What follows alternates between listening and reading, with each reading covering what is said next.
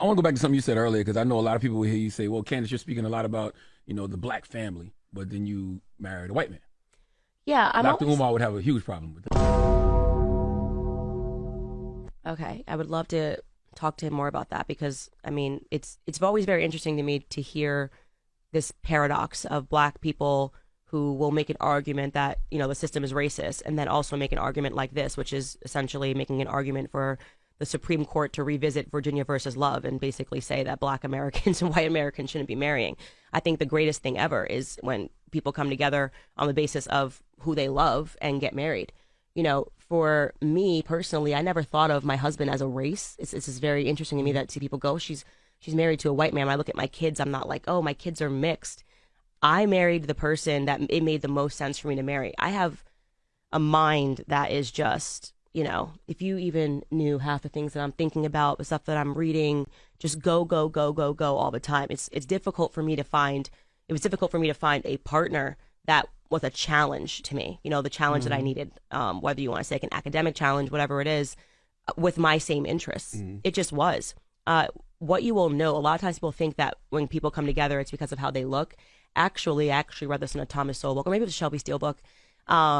People tend to marry their IQ, which is interesting. You think like if you see two black people together, oh, it's because they are two black people, but actually they are probably better matched based on their IQ. I fell in love with my husband just because I think he is one of the most brilliant people ever. I love him very much. The stuff that we talk about, I'm like, there is no other person that I could have married.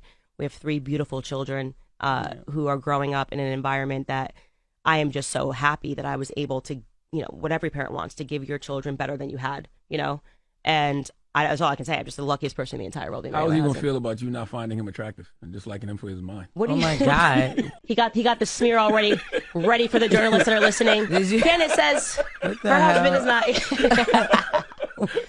It was a bonus that I also think that he's beautiful and gorgeous and handsome, but it really was about his mind.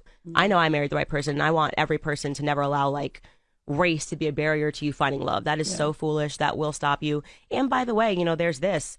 There has been so much toxicity, particularly in black relationships, because of the media portraying black men as this or black women as this, and we just have to stop doing that. Yeah. Have you ever dated black men before? Yeah. I dated black men, which is another thing that I always find really funny because the media tries to portray me as someone who only liked white guys. Actually, if you want to be honest, I started off on a really strong Asian kick in my life. Oh my gosh. I thought I was going to marry an Asian man. What's fine? I did. My first boyfriend was Japanese. My second boyfriend was Korean. I just really loved Asian men. It was weird. That's right. Yeah. I was like, And he was a stamp from Connecticut. There was an Asian